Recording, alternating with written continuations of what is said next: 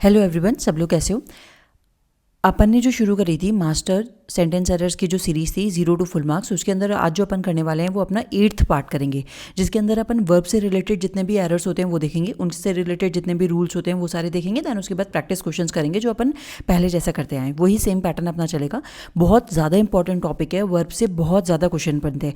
इससे पहले अपन ने टेंस देखा था, टेंस के बाद अब अपन क्या देखेंगे, वर्ब देखेंगे। अब देखो वर्ब क्या होता है, इसके बारे में मैं बहुत सारी चीज़ें डिटेल्स के अंदर बताऊंगी, इससे क्या रिलेटेड रूल्स हैं, कैसे करना है, वो सारे अपन देखेंगे। ऑक्सिलरी वर्ब क्या होते हैं, मॉडल क्या होते हैं, मीन वर्ब क्या होता है, आईटी क्या होता है, आईटीवी क्या होता है और टीवी क्या होता है, ये सारी चीज़ें अपन बहुत बाद में देखेंगे।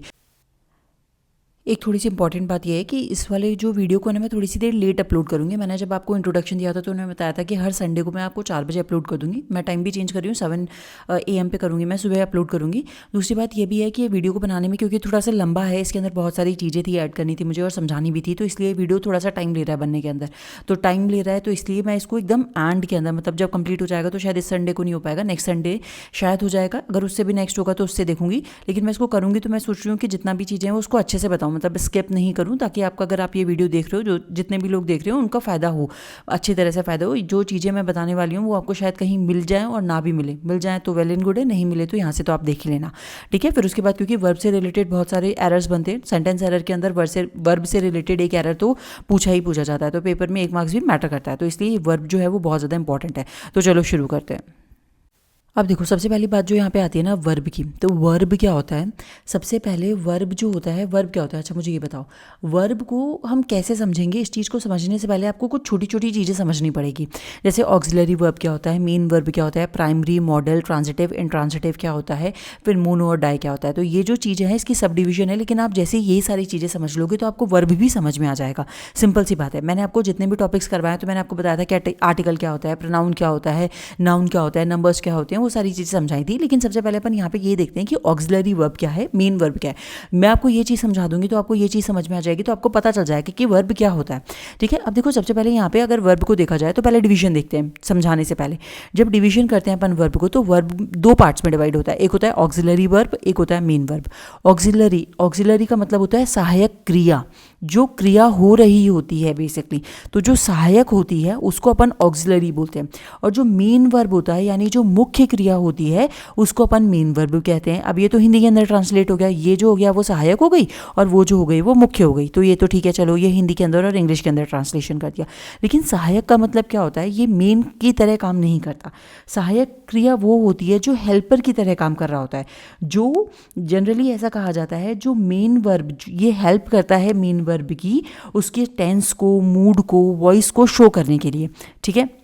यहाँ पे जो मेन वर्ब होता है, मेन वर्ब जो होता है मेन एक्शन जो हो रहा होता है उसके लिए ये शो करता है एक्शन उसी सेंटेंस के अंदर।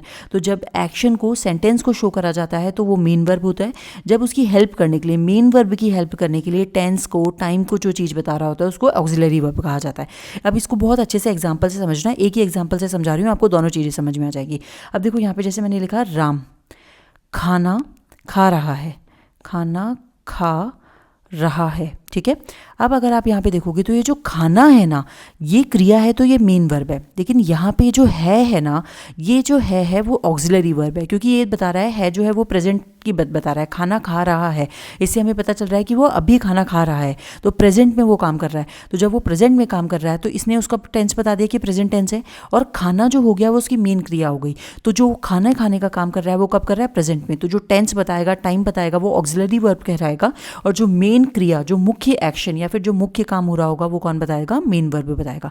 इन दोनों चीज़ों में डिफरेंस समझ में आ गया होगा। अब थोड़ा सा आगे बढ़ते हैं। देखो अब जब अपन यहाँ पे बात करेंगे तो ऑक्सिलरी वर्ब को, मेन वर्ब में आपको दोनों में डिफरेंस समझ में आ गया होगा, मैंने भी थोड़ी देर पहले बताया। यहाँ पे देखो अब अपन बात करते हैं कि ऑक्सिलरी वर्ब को 2 पार्ट्स में डिवाइड करते हैं, प्राइमरी में और मॉडल में। मेन वर्ब को भी 2 पार्ट में डिवाइड करते हैं, इंट्रांजिटिव में और ट्रांजिटिव में। तो ऑक्सिलरी वर्ब क्या होता है, उसके अंदर मैंने आपको बता दिया सहायक जो होता है, लेकिन उसके अंदर 2 चीज़ हो गई, एक हो गया प्राइमरी और एक मॉडल। तो जो प्राइमरी होता है ना, ये हेल्प करते हैं मेन वर्ब के टेंस को, वॉइस को, एस्पेक्ट को शो करने के लिए। जैसे ये होते हैं इज, एम, आर, वॉज, वर, ठीक है। तो ये बेसिकली टेंस को और फॉर्म को शो करने के लिए यूज़ करे जाते हैं। लेकिन जब मॉडल की बात करते हैं तो मॉडल जो होते हैं वो उसका एटीट्यूड, उसका मूड हो गया, उसकी पॉसिबिलिटी हो गई, उसकी एबिलिटी हो गई, उसकी परमिशन हो गई, उसकी नेसेसिटी हो गई, उसको शो करने के लिए करे जाते हैं। जैसे मॉडल में क्या हो गया, कैन, कुड, शुड, अपने ये सारी चीज़ दे रखी है। तो मॉडल जो होते हैं वर्ब के अंदर वो हमेशा एटीट्यूड और पॉसिबिलिटी शो करेंगे। प्राइमरी जो होंगे वो हमेशा टेंस को या फिर फॉर्म को शो करेंगे। ये बात समझ में आ गई होगी। अब उसके बाद यहाँ पे आता है मेन वर्ब के अंदर ITV और TV। अगर आप लोगों ने पहले के वीडियो देख रखे होंगे तो वहाँ पे मैंने ITV और TV के अंदर एक बार क्वेश्चन में समझाया है कि कैसे होते हैं, लेकिन यहाँ पे बहुत छोटे से बता रही हूँ, रिपीट नहीं करी। क्वेश्चन आएगा तो वहाँ पे थोड़ा सा और देखेंगे। देखो, TV होता है ट्रांजिटिव वर्ब, ITV होता है इंट्रांजिटिव वर्ब।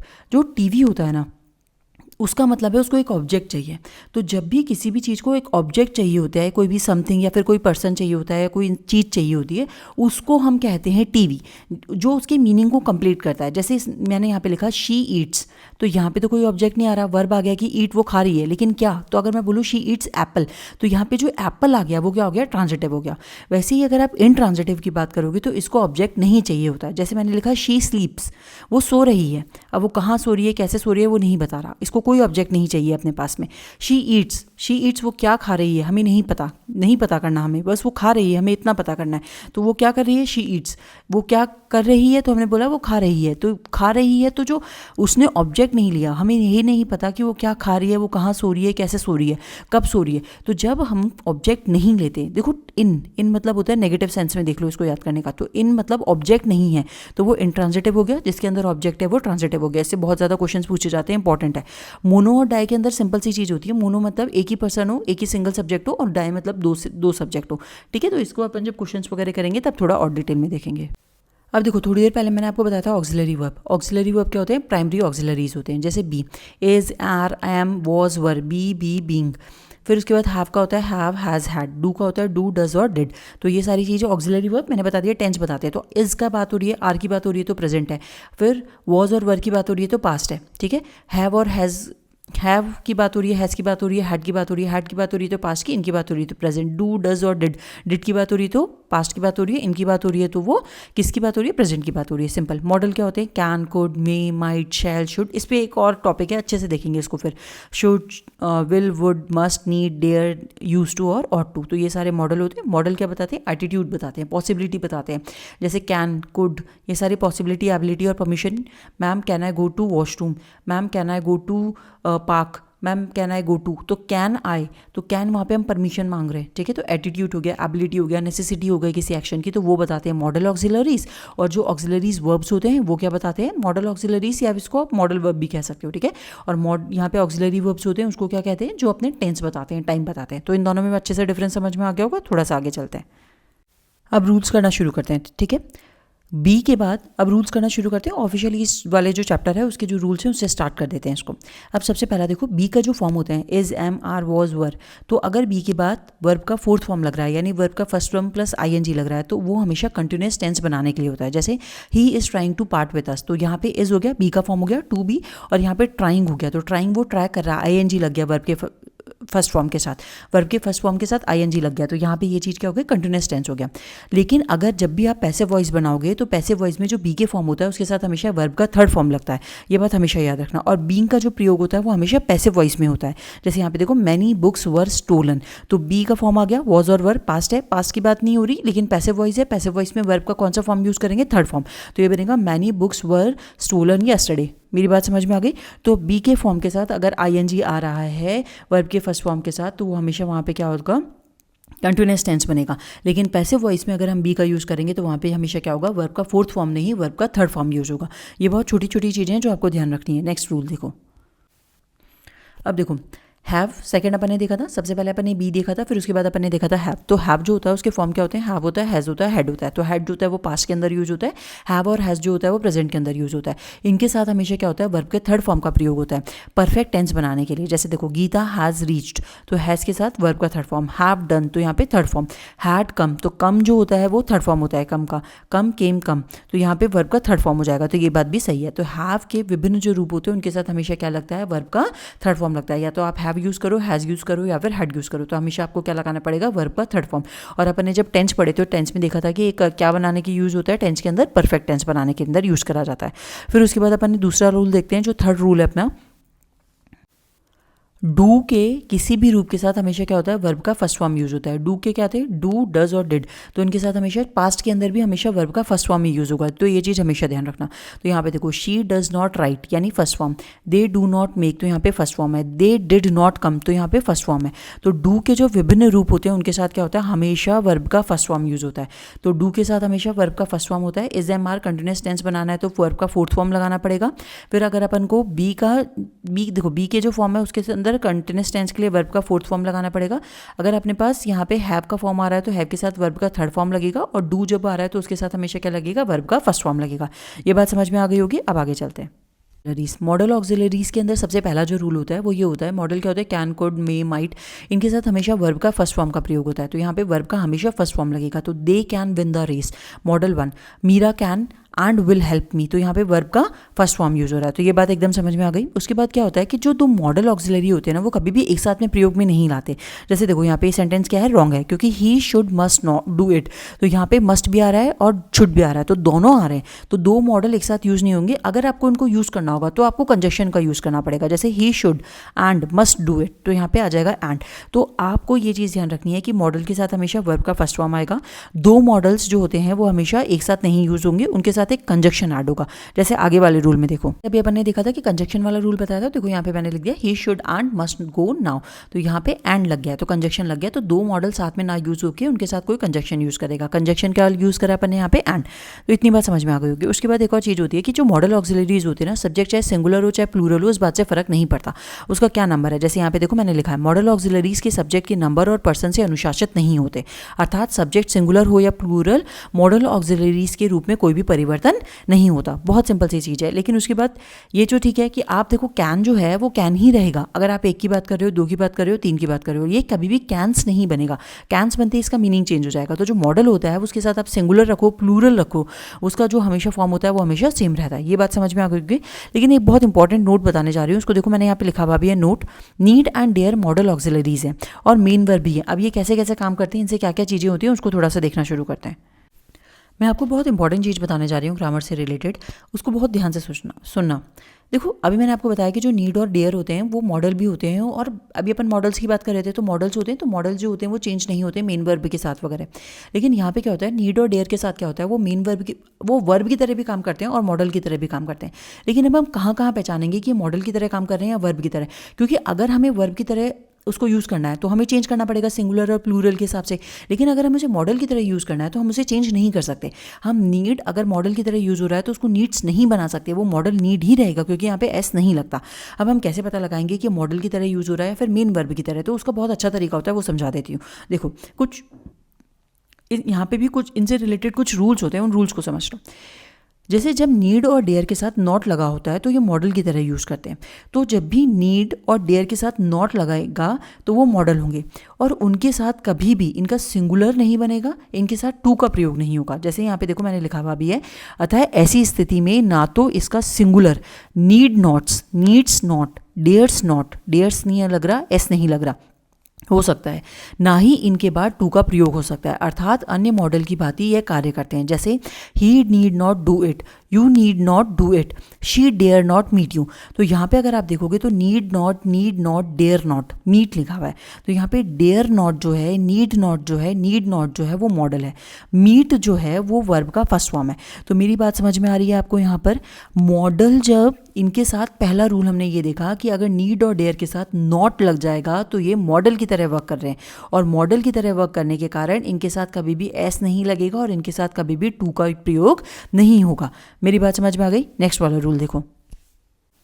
एक बात और ध्यान से सुन लो कि जब मैं आपको प्रैक्टिस के क्वेश्चंस करवाने जाऊंगी ना, जब एग्जाम से रिलेटेड जितने भी क्वेश्चंस करवाऊंगी, तब मैं आपको ना ये सारे रूल्स नहीं बताऊंगी। मैं रूल्स इसलिए बना रही हूँ टॉपिक वाइज, ताकि आपको ध्यान रहे। इसके साथ साथ मैं क्वेश्चंस भी करवा रही हूँ, इसलिए अगर मैंने अभी रूल्स बता दिए तो मैं आपको जब प्रैक्टिस कराऊंगी तब मैं आपको एक भी रूल नहीं बताऊंगी, मैं डायरेक्टली करवाती जाऊंगी, क्योंकि मैं आपको उसकी प्रैक्टिस शीट दूंगी और वो प्रैक्टिस शीट आप पहले सॉल्व करोगे, फिर देन उसके बाद मैं उसको सॉल्व करवाऊंगी। तो इसलिए ये सारे रूल्स आपको रटे हुए होने चाहिए। अब देखो, जब नीड और डेयर का प्रयोग सहायक क्रिया के रूप में होता है या फिर इंटरोगेटिव सेंटेंस के अंदर हो रहा होता है तो वो वो मॉडल की तरह वर्क करते हैं। जैसे यहाँ पे देखो dare he buy a car, तो डेयर हो रहा है यानी वो मॉडल है। Need he go home now, तो यहाँ पे गो जो है वर्ब का फर्स्ट फॉर्म आ रहा है, क्योंकि हमें पता है कि जो मॉडल्स होते हैं उनके साथ वर्ब का फर्स्ट फॉर्म आता है, तो यहाँ पे वर्ब का फर्स्ट फॉर्म आ रहा है। बाय आ रहा है यानी वर्ब का फर्स्ट फॉर्म आ रहा है, तो यहाँ पे ये मॉडल की तरह यूज हो रहे हैं डेयर और नीड। लेकिन उसके बाद नेक्स्ट पॉइंट ये है कि जब डेयर और नीड जो होते हैं वो मेन वर्ब की तरह काम कर रहे होते हैं, तब इनका प्रयोग जो होता है वो नॉर्मल वर्ब की तरह होता है। आप कैसे समझोगे, सेंटेंस से समझो। देखो यहाँ पे दे नीड सम मनी, उनको क्या चाहिए, नीड मतलब होती है ज़रूरत है, ज़रूरत यानी मेन वर्ब हो गया, तो यहाँ पे मनी चाहिए। They do not need any money, यानी उनको कोई भी मनी नहीं चाहिए, ज़रूरत नहीं है। तो यहाँ पे जो नीड है वो ज़रूरत के रूप में यूज़ हो रहा है, और ज़रूरत है यानी वो मेन वर्ब है, तो वर्ब बनने के कारण वहाँ पे वो वर्ब की तरह वर्क करेगा, लेकिन मॉडल नहीं होगा। और मॉडल नहीं होगा तो उसके साथ आप टेंस भी चेंज कर सकते हो, और एस और जो अपनी नीड्स वगैरह होती हैं, जैसे नीड्स हो गया, डेयर्स हो गया, वो भी लगा सकते हो, एस भी लगा सकते हो, टू भी लगा सकते हो, आपकी मर्जी है। वर्ब के हिसाब से आपको चेक करना पड़ेगा, लेकिन ये मॉडल की तरह यहाँ पे यूज़ नहीं हो रहे। अब नेक्स्ट पॉइंट देखो, जब एक प्राइमरी ऑक्सिलरी तथा मॉडल ऑक्सिलरी का प्रयोग एंड से जोड़कर किया जाता है तो उसके अनुसार एक ही मुख्य वर्ब का प्रयोग किया जाता है। तो आवश्यकता अनुसार दोनों ऑक्सिलरीज के लिए मुख्य वर्ब के रूपों में फॉर्म को, देखो इस बात को समझो, मैं सिंपल लैंग्वेज में समझा देती हूँ, इतना ये पढ़ने वढ़ने की जरूरत नहीं है। अब देखो जैसे he has done and will do a lot of work, तो जो विल है वो मॉडल है, हैज़ जो है वहाँ पे वो ऑक्सिलरी वर्ब है, तो हैज़ के साथ वर्ब का थर्ड फॉर्म का यूज़ होगा, इसलिए यहाँ पे थर्ड फॉर्म आया। विल के साथ हमेशा वर्ब का फर्स्ट फॉर्म का यूज़ होगा, तो यहाँ पे ये आएगा। तो ये सेंटेंस में, इस पॉइंट में ये कहना चाह रहा है कि कभी भी सेंटेंस के फॉर्मेशन में आप अगर मेन वर्ब, मतलब आप अगर कभी भी ऑक्सिलरी वर्ब और मॉडल वर्ब का यूज़ कर रहे हो तो उनके हिसाब से सब्जेक्ट को आपको चेंज करना पड़ेगा, उनके हिसाब से वर्ब को आपको चेंज करना पड़ेगा। जैसे यहाँ पे डन करा और यहाँ पे डू करा, और दोनों को अलग अलग लिखना पड़ेगा, उनके लिए एक सिंगल सब्जेक्ट नहीं हो सकता। जैसे आप ये इसको ऐसे नहीं लिख सकते, ये चीज़ गलत हो जाएगी। जैसे इस चीज़ को समझो, मैं समझाने की कोशिश करूँगी, जैसे इस चीज़ को समझो, जैसे अगर मैं यहाँ पे ये चीज़ नहीं लिख सकती, he has and will do a lot of work, तो लॉट ऑफ वर्क यहाँ पे, तो यहाँ पे विल के साथ तो डू आ गया, लेकिन हैज़ के साथ उसका सब यहाँ पे वर्ब कौन आया, तो कुछ भी नहीं आया, तो यहाँ पे वर्ब थर्ड फॉर्म लगाना पड़ेगा। और सब्जेक्ट क्या है, काम करने की बात हो रही है डू की, तो डू का क्या होता है यहाँ पे डन होता है, तो थर्ड फॉर्म क्या आ जाएगा, क्योंकि हैज़ के साथ हमेशा क्या आता है, वर्ब का थर्ड फॉर्म आता है। तो ये बात समझ में आ गई होगी। नेक्स्ट वाला देखो, जब दो सब्जेक्ट भिन्न भिन्न नंबर के हों तथा उनके साथ टू बी यानी कि is, am, are, was, were, have, has और हैड आदि सहायक क्रियाओं का प्रयोग हो तो दोनों सब्जेक्ट के लिए सहायक क्रियाओं के रूप को स्पष्ट कर देना चाहिए। ये भी सेम ही चीज़ है, बस यहाँ पे ये बोला गया है कि अगर वो वॉज और वर और हैज़ और हैन है, जैसे यहाँ पे देखो देयर वर के साथ किल्ड हो गया और वन वॉज इंजर्ड, तो दो चीज़ें हो रही हैं यहाँ पे किल करा गया है और एक को इंजर्ड करा गया है, तो कुछ लोगों को तो मारा गया है, यहाँ पे क्या बोला गया है, 3 लोग हैं, 3 को मारा गया है और एक को इंजर्ड करा गया है, तो दोनों अलग अलग चीज़ें हैं। तो जब सब्जेक्ट दोनों अलग अलग हैं तो उनके साथ जो वर्ब हम यूज़ कर रहे होते हैं ऑक्सिलरी या फिर मेन वर्ब, वो उसके हिसाब से होते हैं। यहाँ पे इन्होंने बताया कि आप ऑक्सिलरी का यूज़ कर रहे हो और यहाँ पे आप मॉडल का यूज़ कर रहे हो, लेकिन यहाँ पे इन्होंने बता दिया कि यहाँ पे जो is, am, are, was verb का यूज़ कर रहे हो मॉडल ना होकर, अगर यहाँ पे भी आप ऑक्सिलरी वर्ब का ही यूज़ कर रहे हो, अगर मॉडल ना होकर यहाँ पे आप ऑक्सिलरी वर्ब का यूज़ कर रहे हो तो आपको यहाँ पे भी वर्ब का ध्यान अलग अलग रखना पड़ेगा। सेम चीज़ है, बस कुछ भी नहीं है, आपको बस थोड़ा सा ये पॉइंट ध्यान में रहेगा तो ये भी हो जाएगा। मेन वर्ब और प्रिंसिपल वर्ब। अब अपन सेकंड वाले पार्ट पे आते हैं जो कि है मेन वर्ब और प्रिंसिपल वर्ब।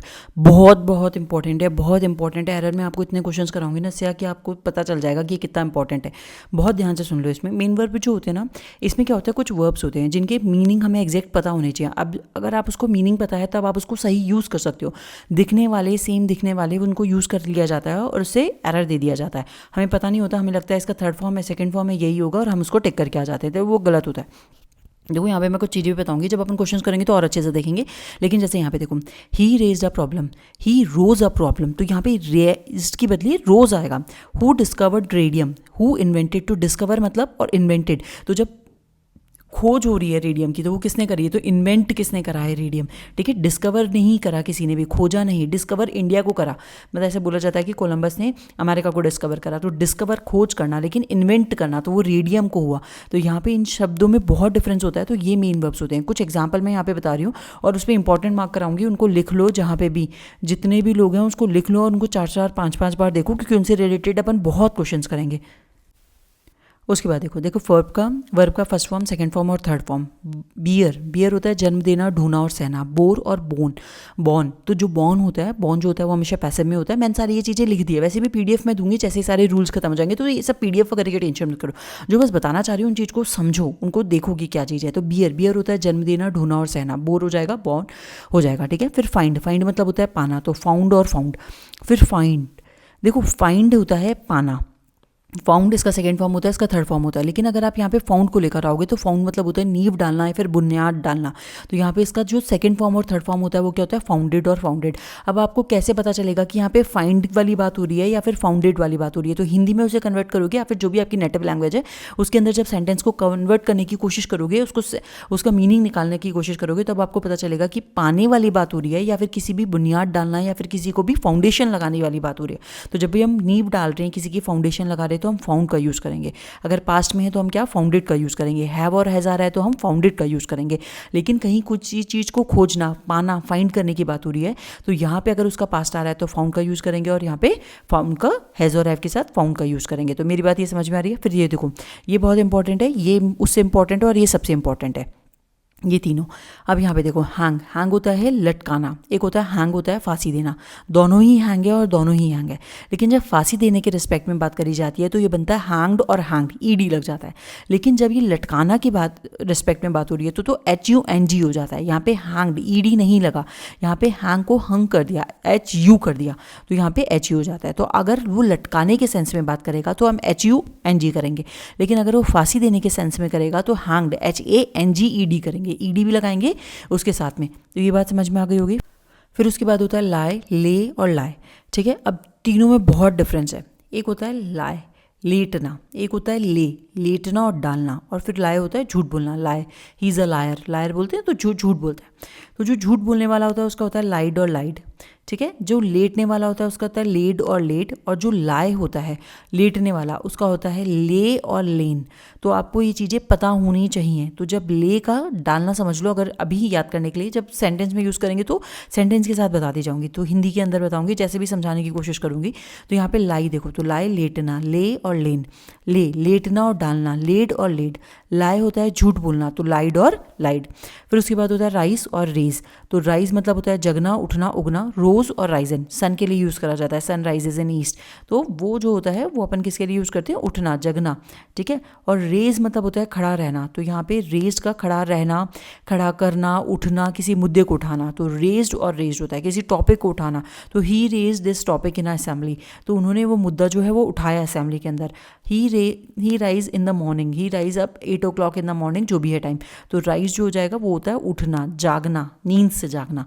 रेज मतलब होता है खड़े करना, खड़ा करना, उठना, किसी मुद्दे को उठाना। बात समझ में आ गई होगी, बहुत इंपॉर्टेंट है, इनको लिख लो और बार बार देखो। नेक्स्ट आगे बढ़ते हैं। उसके बाद दूसरा पॉइंट ये कहता है कि कुछ ऐसे वर्ब भी होते हैं जिनके 2 पार्टिसिपल होते हैं, और दोनों जो पार्टिसिपल होते हैं उनमें डिफरेंस होता है। अब वो कैसे होता है, कुछ एग्जाम्पल से समझा रही हूँ, समझने की कोशिश करना। अभी देखो, बस इस चीज़ को समझ लो, ये वर्ब की फर्स्ट लाइन है, ये सेकंड लाइन है, और ये वर्ब की थर्ड फॉर्म है, मतलब वर्ब का ए और बी पार्ट है। ब्लाइंड का होता है बाउंड, बाउंड, बाउंड। फिर उसके बाद अगर आप यहाँ पे बात करोगे, ड्रिंक का drank, drunk, drunken. Get, got, got, gotten. Shrink, shrank, shrunk, shrunken. Sink, sank, sunk, sunken. Strike, struck, struck, stricken. Cleave, left, clove और क्लोवन, तो क्लेफ्ट, क्लोवन। तो यहाँ पे ये सारे वर्ड्स होते हैं, ग्रेव, ग्रेव्ड और graved. Melt, melted, melted, molten. Seethe, seethe, seethe और सोडन। शेयर, शेयर्ड, शेयर्ड और शोन। इतने सारे वर्ड्स को मैंने सिंपली एक बार रीड करा है। रीड करने का मतलब नहीं है, लेकिन जो मैं चीज़ आपको समझाना चाह रही हूँ वो समझ लो, ये बहुत इंपॉर्टेंट है, नोट डाला है मैंने यहाँ पे। देखो, जो क्या होता है कि जब ए पार्ट में था, जैसे मैंने बाउंड देखा था, बाइंड का देखा था, बाउंड, ड्रिंक का ड्रंक देखा था, फिर ड्रंकन देखा था, गेट का देखा था, गॉट और गॉटन देखा था। वैसे ही जो फर्स्ट फॉर्म में ए वाले पार्ट के अंदर है, वो हमेशा जो यूज़ होते हैं वो मेन वर्ब के रूप में यूज़ होते हैं। थर्ड फॉर्म, जो मेन वर्ब का जो थर्ड फॉर्म होता है उसके रूप में यूज़ होते हैं, पास्ट पार्टिसिपल के रूप में यूज़ हो रहे होते हैं। और जो बी पार्ट था वो वाला जो होता है वो एडजेक्टिव की तरह काम कर रहा होता है, तो यूज़ हो रहा होता है। अब देखो, इन चीज़ों को समझ लो। एडजेक्टिव जो नाउन की विशेषता बता रहे हो ना। अब देखो यहाँ पे, वर्ब के थर्ड फॉर्म के खंड ए में दिए गए पास्ट पार्टिसिपल रूप वर्ब के थर्ड फॉर्म मुख्य वर्ब के तीसरे रूप का काम करते हैं। जैसे देखो, a ship has shrunk, he has drunken much, तो ड्रंकन उसने बहुत ज़्यादा पी रखी है। लेकिन वर्ब 3 के खंड बी में दिए गए पास्ट पार्टिसिपल रूप एडजेक्टिव का काम करते हैं। जैसे आ संकन शिप, तो शिप कौन सी है, डूबी हुई। आ मच ड्रंकन मैन, तो मैन क्या है, ड्रंकन, पिया हुआ। तो यहाँ पर ये एडजेक्टिव की तरह काम हो रहे हैं, क्योंकि यहाँ पे किसकी बता रहे हैं, विशेषता नाउन की बता रहे हैं। लेकिन यहाँ पे वो डूब गई है, यानी वो क्या कर रहे हैं, उसकी क्रिया बता रहे हैं कि उसके साथ हुआ क्या है। जो शिप है वो संक कर गई, मतलब डूबना होता है। तो यहाँ पे उसने बहुत ज़्यादा पी रखी है, तो यहाँ पे ये वर्ब का काम कर रहे हैं। यहाँ पे कोई नाउन तो है नहीं जिसकी विशेषता बता रहे हैं, और यहाँ पे ये शिप है उसकी विशेषता बता रहे हैं। तो जो ए पार्ट में दे रखा है वो मेन वर्ब की तरह काम करेगा, जो बी पार्ट में दे रखा है वो एडजेक्टिव की तरह काम करेगा। तो वो सारी चीज़ें भी आपको याद करनी है। उसके बाद नेक्स्ट चीज़ जो अपने पास आती है वो है इन्फिनेटिव्स। इन्फिनेटिव्स क्या होते हैं, इन्फिनेटिव्स वो होते हैं जो ये बताते हैं कि एक्शन हुआ है, लेकिन वो किसने करा है वो नहीं बताते। जैसे for example to go, to work, to eat, to learn. तो जब टू के साथ वर्ब का फॉर्म यूज़ हो रहा है, कभी कभी टू भी लगता है और नहीं भी लगता, लेकिन जनरली ये होते हैं कि जो एक्शन बताते हैं, लेकिन कौन कर रहा है उस एक्शन को वो नहीं बताते। जैसे to go, to work, to eat, जो टू के साथ वर्ब लग रहा है ना उस चीज़ को कहते हैं। तो इन्फिनेटिव नॉन फाइनाइट वर्ब वह का वह रूप है जो टू के साथ या टू के बिना भी प्रयुक्त होता है। जैसे I want to go, infinitive with to. Let him go, उसको जाने दो, तो इन्फिनेटिव विदाउट टू। ये बात समझ में आ गई होगी। अब इन्फिनेटिव के कहाँ कहाँ पे प्रयोग होते हैं वो देखो। इन्फिनेटिव का प्रयोग कर्ता के रूप में, जैसे to swim is a good exercise. तो यहाँ पे स्विम करना एक बहुत अच्छी एक्सरसाइज होती है। देखो ये मैं अपने पर्सनल एक्सपीरियंस से भी कह रही हूँ, बहुत अच्छी एक्सरसाइज है। जो लोग भी पढ़ाई कर रहे होते हैं, अपन बहुत ज़्यादा पढ़ाई कर रहे होते हैं, तो बॉडी के अंदर स्ट्रेस डेवलप होता जाता है। स्ट्रेस होता है, सिटिंग हैबिट्स होती हैं बहुत ज़्यादा, तो बॉडी के अंदर बहुत ज़्यादा मतलब कैसे स्टिफनेस भी आती जाती है। पढ़ रहे हैं, बैठ रहे हैं, खाने का वगैरह का ध्यान नहीं है। बहुत सारे लोग तो बाहर भी रहते हैं, तो खाने वगैरह का भी कुछ नहीं होता, प्रोटीन मिल रहा है, न्यूट्रिएंट्स मिल रहे हैं या नहीं मिल रहे, तो क्या होता है हमारी बॉडी के अंदर कुछ ना कुछ चीज़ें हो सकती हैं, हो जाती हैं कुछ। तो हमारी बॉडी क्या होती है, वैसे रिस्पॉन्स नहीं कर पाती, फुल एनर्जेटिक नहीं रह पाती, कुछ ना कुछ हो जाता है। तो जब मैं भी फिजियो ले रही थी तब मुझे ये चीज़ बताई गई थी कि स्विमिंग जो होती है ये सबसे बेस्ट एक्सरसाइज होती है। देखो वैसे जो स्विमिंग होती है ना, स्विमिंग के अंदर क्या हो रहा होता है, आपकी नाक यानी आपकी बॉडी, आपका जो फेस होता है वो मूव हो रहा होता है, क्योंकि आपको ब्रीथिंग के लिए अंदर आना पड़ता है। मतलब अगर आप नीचे हो तो पानी के नीचे तो आप सांस नहीं ले सकते, तो आपको ऊपर आना ही पड़ेगा, कैसे ना कैसे करके ब्रीथ करना पड़ेगा। आपके हैंड का भी मूवमेंट हो रहा है, आपके लेग्स का भी मूवमेंट हो रहा है, आपकी बॉडी जो है, आपकी बैक जो हो रही है उसका भी मूवमेंट हो रहा है। तो जो स्विमिंग एक ऐसी एक्सरसाइज होती है जो आपकी पूरी होल बॉडी का मूवमेंट हो रहा होता है वहाँ पे। तो swimming is a best exercise, पूरी बॉडी के लिए सबसे अच्छी एक्सरसाइज होती है स्विमिंग। और वहाँ पे क्या होता है कि जो वाटर होता है वो आपको सपोर्ट भी कर रहा होता है आपकी बॉडी को। तो स्विमिंग जिसको भी, अगर आपको एक एक्सरसाइज चूज़ करनी है तो मेरे हिसाब से स्विमिंग कर लो, बेस्ट होती है। लेकिन इंडिया के अंदर बहुत डिफरेंट पार्ट्स में स्विमिंग गर्ल्स के लिए तो वैसे भी बहुत ज़्यादा प्रोहिबिटेड है, मतलब बहुत सारी कंडीशंस होती हैं। बॉयज़ के लिए भी स्विमिंग पूल्स मिलना, उसके अंदर क्लोरीन बहुत ज़्यादा होता है, तो ये सारी टर्म्स एंड कंडीशंस होती है। लेकिन अगर आप कर सकते हो तो swimming is the best exercise, अगर आपको करनी होती है तो ये बहुत अच्छी है। स्विमिंग बहुत अच्छी एक्सरसाइज होती है। तो मेरे हिसाब से अगर किसी को एक्सरसाइज के लिए किसी को चुनना है तो योगा करना ही है, मेडिटेशन करना ही है, उसके साथ स्विमिंग बेस्ट है। और ये बात मुझे बहुत बाद में रियलाइज़ हुई थी। तो कर्ता के रूप में तो स्विमिंग क्या हो जाएगी, टू स्विम इज़ यहाँ पे कर्ता की तरह यूज़ हो रहा है। नेक्स्ट वाला देखो, कर्म के रूप में, जैसे no one wants to die, यहाँ पे ऑब्जेक्ट आ रहा है तो कर्म हो गया। वर्ब के कॉम्प्लीमेंट के रूप में, तो जैसे ही इज़ टू गो, तो यहाँ पे कॉम्प्लीमेंट हो गया। उद्देश्य, पर्पस या कारण, कॉज बताने के लिए, जैसे he sold his watch to buy, तो यहाँ पे टू बाय एक पर्पस बता रहा है ना, कारण बता रहा है। तो उसने अपनी जो घड़ी है वो क्यों बेची, बुक्स को खरीदने के लिए, तो यहाँ पे पर्पस बताया जा रहा है। तो जब पर्पस बता रहा हो, कर्ता बता रहा हो, कर्म बता रहा हो, क्रिया बता रहा हो, तो वहाँ पे आप टू इन्फिनेटिव, मतलब टू के साथ वर्ब लगा के इन्फिनेटिव का यूज़ कर सकते हो। बहुत सिंपल है। देखो उसके बाद नेक्स्ट रूल आता है अपना, वो क्या कहता है, कुछ ऐसे वर्ड्स होते हैं जो हमेशा अपने बाद ऑब्जेक्ट लेते हैं, टू लेते हैं, वर्ब का फर्स्ट फॉर्म लेते हैं, यानी वो वर्ड्स फिर ऑब्जेक्ट आएगा फिर इन्फिनेटिव आएगा। वो वर्ड्स कौन से होते हैं, जैसे मैंने यहाँ पे लिखे हैं, ask, advise, allow, command, force, forbid, invite, courage, compel, beg, order, imagine, instruct, permit, pursue, tell, require, remind. Teach के बाद ऑब्जेक्ट आएगा, ऑब्जेक्ट के बाद टू आएगा, टू के बाद वर्ब का फर्स्ट फॉर्म आएगा। ये बात मेरी समझ में आ गई होगी। देखो यहाँ पे जैसे ही एडवाइस, तो यहाँ पे ऑब्जेक्ट आया मी, टू डू, तो टू के साथ डू आया यानी वर्ब का फर्स्ट फॉर्म आ गया, तो ये तो इन्फिनेटिव हो गया। इट एट वॉन्ट्स, ये बात समझ में आ रही है। फिर देखो शी कंपेल्ड, कंपेल आ रहा है यहाँ पे और यहाँ पे एडवाइस आ रहा है, तो she compelled you to leave the place, तो यहाँ पे कंपेल्ड आ रहा है, कंपेल्ड के साथ यू आ रहा है, ऑब्जेक्ट आ रहा है, टू और लीव तो वर्ब का फर्स्ट फॉर्म आ रहा है। बात समझ में आ गई। लेकिन अगर आप इनका पैसिव फॉर्म के अंदर यूज़ करोगे तो पैसिव फॉर्म के अंदर क्या होता है, ऑब्जेक्ट नहीं आता। जैसे इसका एग्जाम्पल देखो, she was permitted to go with him, तो यहाँ पे परमिटेड टू गो, तो परमिटेड आ गया, परमिटेड के साथ क्या आ गया, टू गो, तो यहाँ पे ऑब्जेक्ट नहीं आया डायरेक्टली। पैसिव वॉइस है, पैसिव वॉइस के अंदर अपन एक्टिव पैसिव से रिलेटेड जो एरर है वो भी देखेंगे, तो पैसिव वॉइस के अंदर ये चीज़ का यूज़ नहीं करा जाता। फिर वर्ड्स होते हैं जो ऑब्जेक्ट के साथ भी होते हैं और टू और वर्ब के फर्स्ट फॉर्म इन्फिनेटिव के साथ भी डायरेक्टली लगते हैं। जैसे देखो लाइक हो गया, वांट हो गया, वाइज हो गया, प्रॉमिस हो गया, के बाद ऑब्जेक्ट टू प्लस वर्ब का फर्स्ट फॉर्म आएगा, या सीधा टू प्लस वर्ब का फर्स्ट फॉर्म का प्रयोग होगा। जैसे I want everyone to listen to this notice, तो मैं चाहता हूँ कि सब लोग इस नोटिस को लिसन करें। आई वॉन्ट टू गो, तो यहाँ पे वॉन्ट आ रहा है, वॉन्ट के बाद क्या आ रहा है, टू, इन्फिनेटिव डायरेक्टली आ रहा है। आई वॉन्ट, वॉन्ट के बाद यहाँ पे ऑब्जेक्ट आ रहा है एवरीवन, फिर आ रहा है टू लिसन। तो कुछ ऐसे वर्ड्स हैं जो अपने साथ ऑब्जेक्ट लेंगे भी टू के पहले, टू और वर्ब के पहले, वर्ब का जो फर्स्ट फॉर्म होता है इन्फिनेटिव होता है उसके पहले लेंगे भी और कभी नहीं लेंगे। वो कौन से वर्ड होते हैं, लाइक होता है, वॉन्ट होता है, विश होता है और प्रॉमिस होता है। समझ में आ गया। नेक्स्ट वाला देखो। अब कुछ ऐसे वर्ब भी होते हैं जो डायरेक्टली इन्फिनेटिव लेते हैं, ऑब्जेक्ट लेते ही नहीं है। जैसे अपीयर हो गया, सीम हो गया, अटैम्प्ट हो गया, ट्राई हो गया, एंडवेयर हो गया, बिगिन हो गया, डिसाइड हो गया, डिज़ायर हो गया, रिमेंबर हो गया, फॉरगेट हो गया, स्टॉप हो गया, फेल हो गया, हैपन हो गया, हरी हो गया, रिफ्यूज हो गया, प्रॉमिस हो गया, प्रूफ हो गया। तो ये जो ऐसे वर्ड्स होते हैं ये अपने साथ कभी भी इन्फिनेटिव का प्रयोग नहीं करते। जैसे they refuse to work for you, तो यहाँ पे जो टू आ रहा है, यहाँ पे टू इन्फिनेटिव ले लिया, रिफ्यूज के बाद में टू आया, यहाँ पे ऑब्जेक्ट नहीं आया इससे पहले। ही फेल्ड, फेल्ड के बाद क्या है, इन्फिनेटिव आ गया, टू पास द एग्जामिनेशन। बहुत सिंपल सा है, इसमें कुछ भी नहीं हुआ होगा।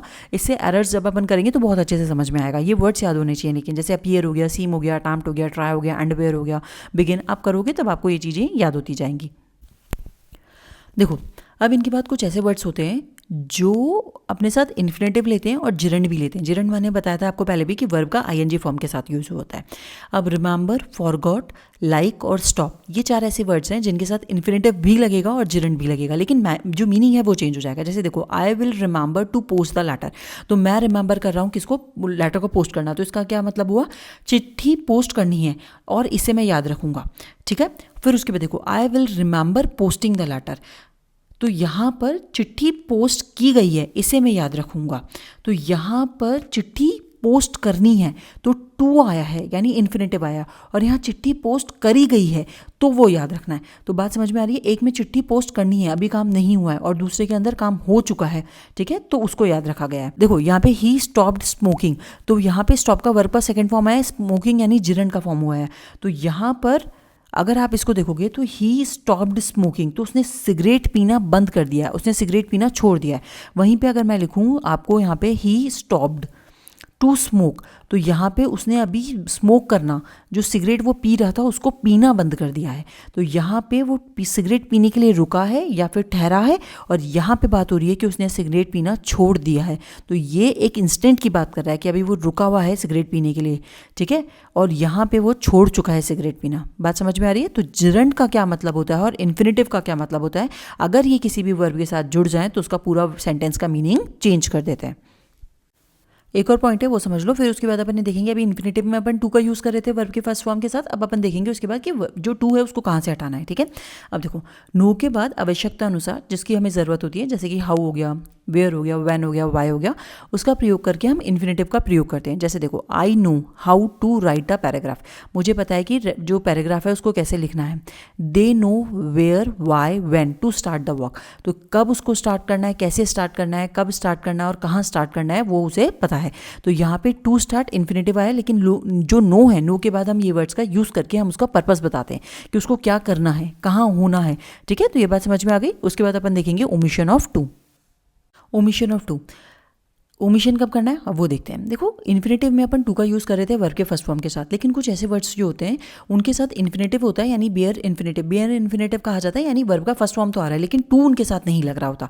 देखो यद्यपि इन्फिनेटिव की मुख्य पहचान टू है, यद्यपि तथापि कुछ हालतों में इसका प्रयोग वर्जित है। जैसे इन्फिनेटिव जिनके साथ टू का प्रयोग नहीं है बेयर इन्फिनेटिव कहलाते हैं। जैसे देखो अलाउ हिम टू गो, तो यहाँ पे तो यूज़ हो रहे हैं, लेकिन अगर मैंने बोला लेट हिम गो, तो गोट यहाँ पे टू गो नहीं लिखा मैंने, लेट हिम टू गो नहीं लिखा, मैंने बोला लेट हिम गो, उसे जाने दो। तो यहाँ पे जो गो है वो बेयर इन्फिनेटिव है। तो ऐसे कुछ वर्ड्स हैं, रूल्स हैं, उनको देखना स्टार्ट करते हैं। सबसे पहला रूल ए क्या कहता है हमें, लेट हो गया, बिड हो गया, वॉच हो गया, बीहोल्ड हो गया, सी हो गया, फील हो गया, मेक हो गया। तो ये वाले जो वर्ड्स होते हैं इनके बाद जो इन्फिनेटिव होता है वो हमेशा टू के बगैर यूज़ होता है। लैट, बिट, वॉच, बीहोल्ड, सी, फील और मेक, इनके बाद हमेशा इन्फिनेटिव क्या होगा, टू के बगैर यूज होगा। तो यहाँ पे इसलिए ये जो टू है, जैसे यहाँ पे देखो आई heard him speak on several matter, तो हियर्ड के बाद यहाँ पे टू स्पीक नहीं आ रहा। वी वॉच्ड, वॉच के बाद टू गो नहीं आ रहा। We watched him go and return, तो टू गो टू रिटर्न नहीं हो रहा। I made her laugh, to laugh नहीं है, I made her to laugh नहीं है। लेकिन एक क्लॉज यहाँ पे ये होता है कि अगर ये पैसिव फॉर्म में जाएंगे ये सारे वर्ड्स, तो इनके बाद हमेशा क्या होगा, इनके पहले क्या होगा, टू आ जाएगा। तो यहाँ पे अगर ये नॉर्मल फॉर्म के अंदर है तो आपको टू नहीं लगाना, लेकिन अगर ये पैसिव में चलेगा तो आपको टू का यूज़ करना है। जैसे देखो, किंतु पैसिव में यहाँ पे वर्ब के साथ क्या होता है, टू इन्फिनेटिव का यूज़ करा जाता है। जैसे देखो she was made to laugh, तो यहाँ पे शी वॉज मेड, मेड के साथ क्या आ रहा है, टू लाफ, तो यहाँ पे पैसिव हो गया, तो पैसिव के साथ अपन ने टू इन्फिनेटिव का यूज़ करा है। फिर उसके बाद क्या होता है, मॉडल ऑक्सिलरीज अपन ने पढ़े थे, उसके साथ हमेशा वर्ब का फर्स्ट फॉर्म आता है, उनके साथ टू का यूज़ नहीं करते। यूज टू और ऑट टू, यूज्ड टू और ऑट टू को छोड़ के किसी के साथ भी टू नहीं लगता। जैसे can, could, may, might, shall, should, will, would, must, dare not और नीड नॉट टू के बाद इन्फिनेटिव का प्रयोग बिना टू के होता है। अर्थात मॉडल ऑक्सिलरीज यूज टू और ऑस टू को अर्थात मॉडल ऑक्सिलरीज यूज्ड और ऑट को छोड़कर के बाद बेयर इन्फिनेटिव का प्रयोग होता है। जैसे देखो आई शैल गो टू द स्टेशन, तो आई शैल गो यहाँ पे बेयर इन्फिनेटिव है, टू नहीं आया। ये टू जो आया वो स्टेशन के लिए आ रहा है, यहाँ पे वर्ब के साथ पहले जो है वो टू नहीं आया। तो ये चीज़ ध्यान रखना, यहाँ कन्फ्यूजन नहीं होना चाहिए कि वर्ब के पहले जब टू नहीं आना तो यहाँ पे मॉडल के साथ वर्ब के पहले यहाँ पे टू का प्रयोग नहीं करा गया है। फिर उसके बाद देखो you need not work hard, तो यहाँ पे नीड नॉट आ रहा है, ठीक है। तो ये बात समझ में आ गई होगी, यहाँ पे टू इन्फिनेटिव हमने जो टू है वो नहीं लगाया, बेयर इन्फिनेटिव का यूज़ करा है, वर्क का यूज़ करा है। उसके बाद नेक्स्ट वाला रूल करते हैं, had better, had rather, had sooner, had as soon as के बाद बेयर इन्फिनेटिव का ही प्रयोग होता है। जैसे देखो ही हैड बैटर, बैटर के बाद क्या हो रहा है, हैड बैटर के बाद क्या हो रहा है, go, bare infinitive. She had as soon, तो यहाँ पे she had as soon as आ रहा है तो रन, तो यहाँ पे टू रन नहीं हुआ है, सिर्फ रन हुआ है। तो यहाँ पे ये रहा हैड एज सून एज, तो हैड एज सून एज के बाद क्या आ जाएगा, यहाँ पे बेयर इन्फिनेटिव का यूज हो जाएगा। उसके बाद नेक्स्ट रूल देखो, उसके बाद आता है कंजक्शन। कंजक्शन जो होता है देन के बाद टू को हटा दिया जाता है तथा वर्ब का फर्स्ट फॉर्म का प्रयोग करा जाता है, अर्थात बेयर इन्फिनेटिव का प्रयोग होता है। जैसे देखो he had better read than write, तो जब कंजक्शन के बाद अगर देन आ रहा है तो वहाँ पे भी टू का यूज़ नहीं करेंगे, हम किसका यूज़ करेंगे, वर्ब के फर्स्ट फॉर्म का। तो देन के बाद यहाँ पे टू नहीं लगा। लेकिन यदि बट का प्रयोग हो रहा हो, उसके बाद नेक्स्ट वाला रूल देखो, मैं जल्दी से समझाने लग गई थी, नेक्स्ट वाले पे आ गए अपन। यदि बट का प्रयोग प्रीपोजिशन के रूप में हो तो तथा इसके पहले डू वर्ब का कोई भी रूप हो तो बट के बाद बेयर इन्फिनेटिव का प्रयोग होता है। जैसे देखो he did nothing but wondered, तो यहाँ पे वंडर्ड मतलब घूम रहा है ना, तो यहाँ पे बट के बाद यहाँ पे टू का प्रयोग नहीं हुआ है। She did nothing but to laugh नहीं बोला, यहाँ पे सिर्फ बोला गया बट लाफ एट अदर्स, तो बट लाफ टू लाफ नहीं है। तो यहाँ पे बट के जो प्रीपोजिशन के रूप में हो रहा है तो यहाँ पे उसके साथ वर्ब उसके बाद कोई भी डू वाला हो, अगर बट का प्रयोग प्रीपोजिशन के रूप में हो रहा हो, डू वाला जो कोई भी फॉर्म वर्ब जो हो उसके पास में आ रहा है, वंडरर करने वाला काम, लाफ हंसने वाला काम, तो डू का वही फॉर्म हो गया ना, कुछ काम करना, लाफ मतलब हंसना, हंस रहे हो आप, काम करने वाला जो काम हो रहा है। उसके बाद कभी भी बट के बाद हम कभी भी टू का प्रयोग नहीं करते, हमेशा बेयर इन्फिनेटिव का प्रयोग करते हैं। तो यहाँ पे कब कब अपन को ओमिशन करना है टू का, वो सारी चीज़ें समझ में आ गई होगी। अब उसके बाद अपन पढ़ेंगे पार्टिसिपल से रिलेटेड रूल। पार्टिसिपल लास्ट है, फिर उसके बाद अपन प्रैक्टिस के क्वेश्चन स्टार्ट करेंगे। देखो अब अपन पार्टिसिपल करते हैं। पार्टिसिपल को समझो, पार्टिसिपल क्या होता है, क्रिया का वह रूप होता है जो क्रिया के रूप में तथा विशेषण और एडजेक्टिव के रूप में काम करता है। क्रिया मतलब कोई काम करना, और एडजेक्टिव क्या होता है, जो नाउन और प्रोनाउन की विशेषता बता रहा। तो जो पार्टिसिपल होता है वो दो तरीके से काम करेगा, या तो वो क्रिया के रूप में काम करेगा या फिर वो किसी विशेषण के रूप में काम करेगा। जैसे फॉर एग्जाम्पल यहाँ पे देखो he is running in the field, तो यहाँ पे फील्ड हो रहा है, उसके अंदर वो रन कर रहा है, भाग रहा है। तो यहाँ पे जो रनिंग है ना वो प्रेजेंट पार्टिसिपल है। प्रेजेंट क्यों, क्योंकि प्रेजेंट टेंस चल रहा है, और पार्टिसिपल है क्योंकि वो यहाँ पे वर्ब क्रिया का काम कर रहा है। नेक्स्ट वाले में देखो the running boy is my younger brother, तो यहाँ पे जो बॉय है, बॉय का एडजेक्टिव कौन हो गया, रनिंग, क्योंकि वो उसकी विशेषता बता रहा है कि जो भागता हुआ जो लड़का है वो मेरा यंगर ब्रदर है। तो रनिंग यहाँ पे क्या हो गया, एडजेक्टिव हो गया। तो यहाँ पे जो पार्टिसिपल है वो किसकी तरह काम कर रहा है, प्रेजेंट पार्टिसिपल एडजेक्टिव की तरह काम कर रहा है। वैसे ही पास्ट के अंदर देखो द वर्क हैज़ टायर्ड मी, तो टायर्ड यहाँ पे क्या हो रहा है, वर्ब हो रहा है, तो ये किसकी तरह काम कर रहा है, पास्ट पार्टिसिपल की तरह काम कर रहा है। वहीं सेकंड के अंदर अगर आप देखोगे a tired man is sitting in the shade of a tree, तो यहाँ पे अगर आप देखोगे तो मैन जो है वो नाउन है, नाउन की विशेषता कौन बता रहा है, थका हुआ, जो थका हुआ इंसान है वो किसके अंदर बैठा है, शेड ऑफ ट्री के अंदर। तो यहाँ पे एडजेक्टिव क्या आ जाएगा, टायर्ड आ जाएगा। तो ये समझ में आ रहा है ना मेरी बात, मैं जो कहना चाह रही हूँ कि जो पार्टिसिपल होता है वो क्रिया की तरह काम करता है या फिर एडजेक्टिव की तरह काम करता है। तो वो प्रेजेंट के अंदर भी हो सकता है, अगर वो प्रेजेंट के अंदर यूज हो रहा है तो प्रेजेंट पार्टिसिपल कराएगा, अगर वो पास्ट के अंदर यूज हो रहा है तो वो पास्ट पार्टिसिपल कराएगा। ये बात समझ में आ गई ना।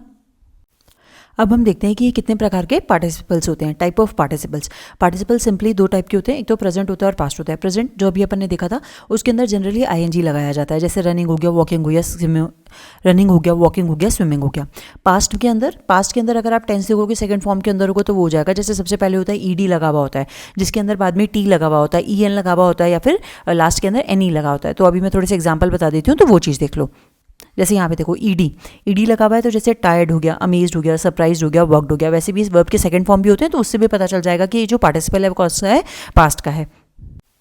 फिर यहाँ पे देखो टी लगा होता है, जैसे सेंट, बेंट। ईएन लगा होता है, जैसे ईटन, बीटन। फिर एनई लगा होता है लास्ट के अंदर, तो डन, गॉन, एक्सेट्रा।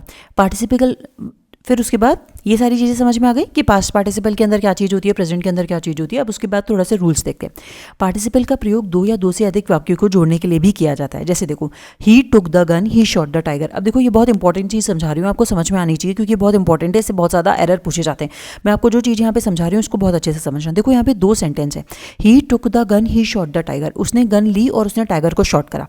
तो यहाँ पे ही टुक द गन, दो काम हो रहे हैं, एक तो गन को उठाना और एक करना टाइगर को शॉट करना। तो यहाँ पर जो सब्जेक्ट है वो क्या है, ही है, लेकिन यहाँ पे क्या हो रहा है, रिपीटिव आ रहा है, एक से ज़्यादा बार यूज़ हो रहा है। तो हम क्या करते हैं, जब ये नाउन या प्रोनाउन रिपीटिव होता है तो उसको कंबाइन कर देते हैं। अब जब आप इसको कंबाइन करोगे तो यहाँ पे ये चेंज होना है सेंटेंस को।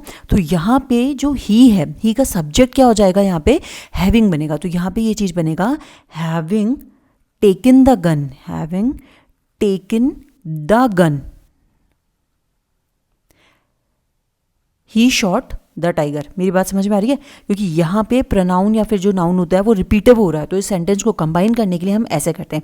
ऐसे वाक्यों को जोड़ने के लिए जो क्रिया पहले होती है उस पार्टिसिपल के साथ रख दिया जाता है। जैसे यहाँ पे जो चीज़ मैंने अभी आपको बताई थी, having taken the gun, he shot the tiger. बात समझ में आ गई। अब देखो, जब एक क्रिया के पूरी होने के बाद दूसरी क्रिया होती है तो पार्टिसिपल हैविंग का प्रयोग होता है, तथा कंस्ट्रक्शन हैविंग प्लस वर्ब का थर्ड फॉर्म आता है, एक्टिव वॉइस, और हैविंग बीन और थर्ड फॉर्म आ जाता है, या फिर बीइंग थर्ड फॉर्म आ जाता है पैसिव वॉइस के अंदर। ये नॉर्मल चीज़ होती है। नेक्स्ट वाला पॉइंट देखो, हर पार्टिसिपल के लिए सब्जेक्ट ऑफ रेफरेंस होना जरूरी होता है, और या फिर सब्जेक्ट ऑफ रेफरेंस होता है। इस चीज़ को कैसे समझो, देखो यहाँ पे अपन ने लिखा था he took the gun and shot the tiger. तो यहाँ पे सब्जेक्ट ऑफ रेफरेंस क्या आ रहा था, उसके पास दो पर्सन आ रहे थे। जैसे मैं आगे समझाती हूँ, उसको आपको समझ में आएगा। जैसे यहाँ पे देखो, having taken the gun, he shot the tiger में हैविंग जो है प्रेजेंट पार्टिसिपल है, और उसका जो सब्जेक्ट ऑफ रेफरेंस है वो क्या है, ही है, क्योंकि ही के बारे में बात हो रही है। ये बात मेरी समझ में आ गई होगी। सब्जेक्ट ऑफ रेफरेंस होना जरूरी होता है। मैं आपको थोड़ा सा एक और बताती हूँ, सेंटेंस बताती हूँ, उसको समझाती हूँ। मैंने यहाँ लिख नहीं रखा, लेकिन उसको एक बार समझो। जैसे मैंने लिखा है यहाँ पे, walking in the field, walking in the field, a snake bite him. ठीक है, स्नेक बाइट हिम। देखो यहाँ पे वॉकिंग, देखो इस चीज़ को अगर मैं हिंदी में कन्वर्ट करूँगी तो क्या होगा, मैदान में टहलते हुए सांप ने उसे काट लिया। अब वॉकिंग इन द फील्ड मतलब वो टहल रहा था मैदान में, सांप ने उसे काट लिया। लेकिन यहाँ पे अगर आप देखोगे जो सब्जेक्ट है इसका, ये जो स्नेक सब्जेक्ट है, देखो ऐसा होगा कि वो या फिर कोई पर्सन होगा जो टहल रहा होगा मैदान के अंदर, फील्ड के अंदर, उसको स्नेक ने बाइट करा होगा। लेकिन यहाँ पे सब्जेक्ट क्या आ रहा है, स्नेक आ रहा है, और स्नेक का जो रेफरेंस आ रहा है वो वॉकिंग नहीं आ रहा, स्नेक वॉक नहीं कर रहा है यहाँ पे। तो ये मेरी बात समझ में आ रही है। देखो जो सब्जेक्ट ऑफ रेफरेंस होता है ना, वो सब्जेक्ट से रिलेटेड होना चाहिए। अब अगर यहाँ पे मेरा सब्जेक्ट एक स्नेक है तो वो तो वॉक नहीं कर रहा, उसका सब्जेक्ट ऑफ रेफरेंस वॉकिंग तो नहीं है, तो यहाँ पर ये चीज़ गलत हो जाएगी। तो ये सेंटेंस प्रॉपर कैसे बनेगा, while he was walking in the field, जब वह फील्ड में टहल रहा था, आ स्नेक बाइट हिम। मेरी बात समझ में आ रही है। तो वाइल, जिस दौरान वह फील्ड के अंदर वॉकिंग कर रहा था, उसे एक स्नेक ने काट लिया। ध्यान रखना कि यहाँ पे ही जो आ रहा है, ही सब्जेक्ट जो है हमारे पास, यहाँ पे सब्जेक्ट दूसरा चेंज हो गया क्योंकि सब्जेक्ट आ गया ही जो है वो वॉक कर रहा था तब स्नेक ने काट लिया। तो दोनों का रेफरेंस एकदम सही जा रहा है। तो वाइल जो आ रहा है यहाँ पे वो किसके लिए आ रहा है, ही के लिए आ रहा है। तो ये बात मेरी समझ में आ गई होगी, है ना। देखो ये थोड़े से ऐसे भी हो सकते हैं, सेंटेंस को आप लिख सकते हो जैसे दो पार्ट के अंदर, ही was walking in the field और आ स्नेक बाइट हिम। तो एक तो वो वॉक कर रहा था और स्नेक ने उसको काट लिया। तो जब सब्जेक्ट एक काम कर रहा होता है और दूसरा जो सब्जेक्ट होता है उसके बीच में कोई काम किया जाता है, तो पहले सब्जेक्ट को वाइल के साथ रखा जाता है। एक सब्जेक्ट हो रहा था, उसके बाद दूसरा कुछ काम हुआ है, तो ये जो पहला वाला सब्जेक्ट होता है उसको किसके साथ हम रखते हैं, वाइल के साथ रखते हैं। तो ये भी थोड़ा सा ध्यान रखना। अभी सेंटेंस आएंगे तब इसको अपन बहुत अच्छे से देखेंगे, ठीक है। नेक्स्ट देखो एक और चीज़ बताती हूँ आपको इसी के अंदर। अगर आपने देखा होगा, अपन बोलते थे being a fine day he went out, मैं लिख देती हूँ यहाँ पे, being fine day he went out for a walk,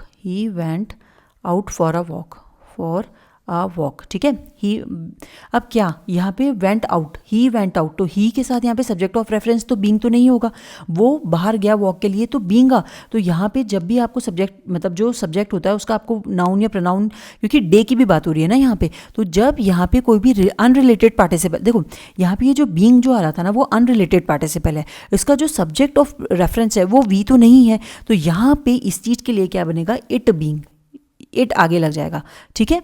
तो we being a fine day नहीं होगा, यहाँ पे it being a fine day हो जाएगा, ठीक है। तो ये थोड़ा सा ध्यान रखना, इट वगैरह का थोड़ा सा और जब आएगा तो मैं बताऊंगी कि इट बीइंग होता है, बीइंग के साथ जो लगता है वो इट लगता है। उसके बाद नेक्स्ट रूल देखो, अगर ये थोड़ा सा कॉम्प्लिकेटेड लग रहा है तो अपन जब क्वेश्चंस करेंगे तब इसको और देखेंगे। फिर उसके बाद एक नेक्स्ट इंपॉर्टेंट पॉइंट देखो, एक्टिव वॉइस में किसी भी एक्शन को पूर्णतः बताने के लिए हैविंग प्लस वर्ब का थर्ड फॉर्म लगाया जाता है, किंतु पैसिव वॉइस में वो क्या हो जाएगा, हैविंग बीन और वर्ब का थर्ड फॉर्म हो जाएगा, या फिर बीइंग प्लस वर्ब का थर्ड फॉर्म हो जाएगा।